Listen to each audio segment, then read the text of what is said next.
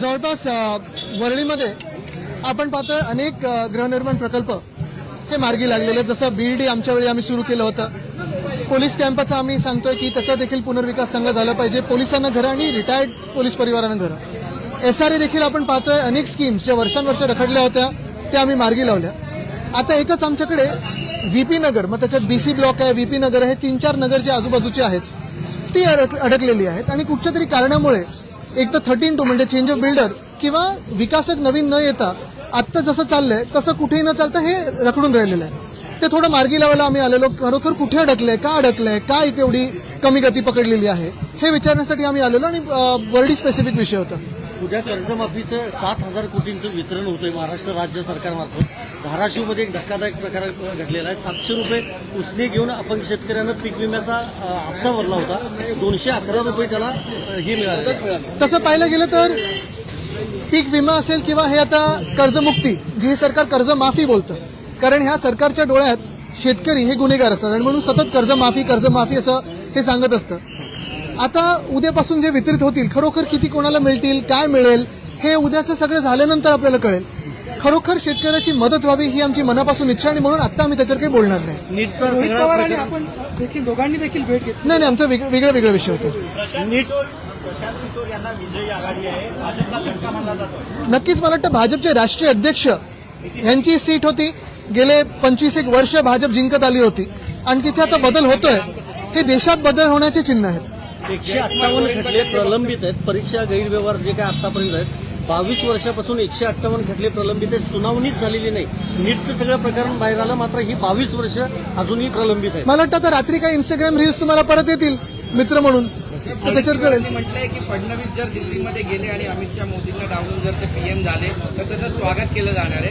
महाविकास आघाडीची नेमकी भूमिका काय? आणि मला वाटतं भूमिका फडणवीस साहेबांनी पहिली स्पष्ट करावी. त्यांची स्वप्न काय ती स्पष्ट करावी, मग आमची भूमिका आम्ही सांगू. पण मी आधी पण हे सांगितलेलं आहे की कदाचित हे आता जे अधिवेशन होऊन गेलं हे मुख्यमंत्री म्हणून त्यांचं शेवटचं अधिवेशन, ते कदाचित दिल्लीत जातील मी सांगितलंय. स्वतः म्हणतात की ते महाराष्ट्रातच असतील म्हणून. आता तुम्हाला भाजपची सगळी रणनीती माहिती असते. जे नाही होणार ते सांगायचं होणार आणि जे होणार ते 100% नाही होणार सांगत असतात. त्यांनी ब्रिजभूषण यांच्यावर आरोप केले होते आणि गंभीर आरोप होते. आज त्यांना न्यायालयाने सोडले नाही. आता जे टीव्हीवर येऊन कल्चर बद्दल सांगतात लोकांना, ही आपली सभ्यता नाही बद्दल सांगतात, त्यांच्यासमोर प्रश्न विचारा, त्यांना विचारा. धर्मेंद्र प्रधानांनी गडकरींच्या विरोधात जो रोष आहे तो वाढतो. नागपुरामध्ये आज काँग्रेसनं आंदोलन केलेलं आहे. ठिकाणी आंदोलन होतं. नुसतं गडकरी नाही तर पूर्ण देशभरात आपण पाहतोय प्रधानमंत्र्यांच्या विरोधात देखील खूप रोष आहे. गेले 12 वर्ष देशाची आर्थिक स्थिती असेल, देशाची सामाजिक स्थिती असेल, शिक्षण व्यवस्था असेल, प्रत्येक गोष्टीमध्ये आपण पाहतोय घोळ झालेला आहे. आणि एक कळायला लागलेलं आहे की भाजपला सरकार चालवता येत नाही. तसं पाहायला गेलं तर अतिरेकी हमले देखील किती झाले, तो किती इंटेलिजन्स फेलियर झाला हे दिसतं आपल्याला. आणि हे सगळं झाल्यानंतर देखील आपण नुसतं भाषणं ऐकायची, त्यांची रील्स पाहायचे, पण पुढे काही होत नाही. E20मुळे किती लोकांचे इंजिन खराब झालेले आहेत. तसं पाहायला गेलं तर मुंबई गोवा महामार्ग झालं 10 वर्ष आम्ही ऐकतो की आता ह्या डिसेंबरपर्यंत झालंय काय पुढे तसं. कोण सरकार्यवाह आहेत की बाबा CJPचा जो वापर आहे, आंदोलन झालं ते संविधान विरोधी होतं आणि RSS संविधान विरोधी होता.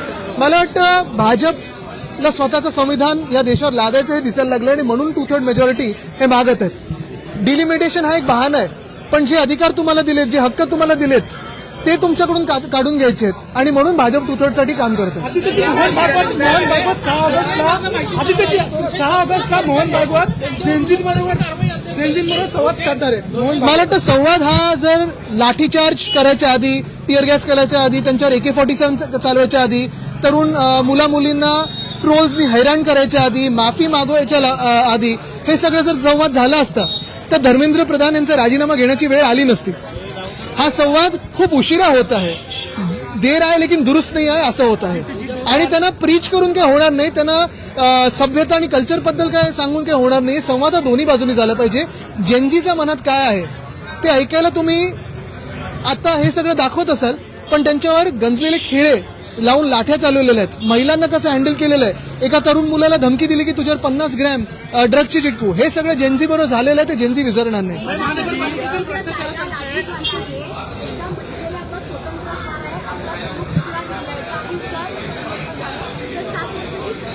असं आपल्या देशात पक्ष उल्लंघन कायदा पण आहे, पण त्याचं काय झालंय हे आपण पाहतोय. गेले 4 वर्ष त्याच्यावर प्रलंबित आहे. सिद्धिविनायक मंदिरामध्ये 18 कोटींचा घोटाळा होतोय. आज पत्रकार परिषद घेतात पुन्हा एकदा. उद्या याबाबतच सुनावणी आहे. उद्या याबाबतच सुनावणी आहे. पक्षचिन्ह आणि या सगळ्याबाबत सुनावणी आहे. अगदी युक्तिवाद केला जाऊ शकतो. काय होईल? साहेब, राम मंदिर नंतर सिद्धिविनायक मंदिरामध्ये आज त्याच्यावर येतो 1 मिनिट येतो.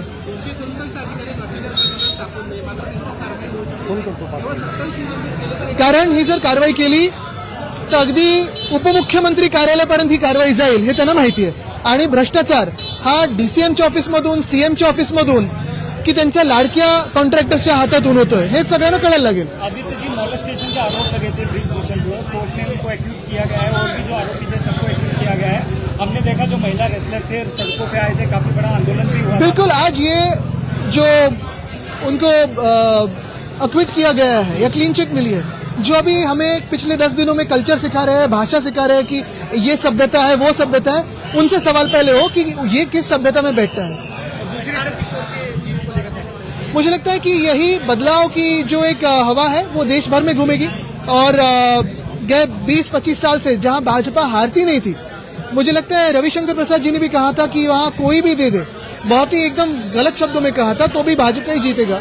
अभी दिखने लगा. पप्पू यादव को प्रेस कॉन्फ्रेंस में अटैक किया गया है. जिस तरह से उन्होंने जो पार्लियामेंट में जो भगवाधारी जो बैठे वहाँ पे जिस तरह से जो राम मंदिर में चोरी, क्योंकि वो चंदा चोरी का इशू उठा रहे थे. क्योंकि जो राम मंदिर में डोनेशन बॉक्स से जो स्कैम हुआ है या फिर वहां जो चोरी हुई है बहुत सारे अलग अलग मंदिरों में जिस भाजपा ने चोरी की है, चंदा चोरी की है, वो इशू उठा रहे थे और उसके लिए उनकी आवाज बंद करे. विरोधी कहा जा रहा है, हिंदू विरोधी. तो राम मंदिर जब अपूर्ण होता है और उद्घाटन होता है तो वो हिंदू विरोधी नहीं है. जिस राम मंदिर के उद्घाटन को शंकराचार्य जी को नहीं बुलाया जाता है, राष्ट्रपति मुर्मू जी को नहीं बुलाया जाता है, वो हिंदू विरोधी नहीं है. जिस राम मंदिर में चंदा चोरी होती है वो हिंदू विरोधी नहीं है. जो आजकल आप देख रहे हो इस देश में हिंदुओं के जो हाल हुए हैं भाजपा के हाथों से, वो हाल हिंदू विरोधी नहीं है. लेकिन जो सवाल उठा है भ्रष्टाचार पे वो हिंदू विरोधी है. आपको याद होगा पालघर में 2 साधुओं की हत्या हुई थी, उसमें भी प्रमुख आरोपी ये भाजपा के ही थे, वो हिंदू विरोधी नहीं है. सिद्धिविनायक की चोरी को लेकर क्या कहना चाहिए? भाजप के शासन में यही तो होते रहेगा. मराठीत सांगा. कारण ते म्हणतात की शिवसेनेच्या राज्यामध्ये आलो. सिद्धिविनायक मंदिरामध्ये 18 कोटी चोरी होती. मला वाटतं आपण पाहिलं असेल जिथे जिथे वाराणसी तुम्ही जा, वाराणसीमध्ये प्रधानमंत्र्यांना एवढी कमी मतं का मिळाली तर तिथे जुनी मंदिरं, प्राचीन मंदिरं कॉरिडॉरच्या नावाखाली तोडली गेली, घरं तोडली गेली पुजाऱ्यांची, मंदिरांच्या मूर्त्यांना स्टोन कटरनी कापलं गेलं. हे वाराणसीच्या लोकांनी पाहिलेलं आहे.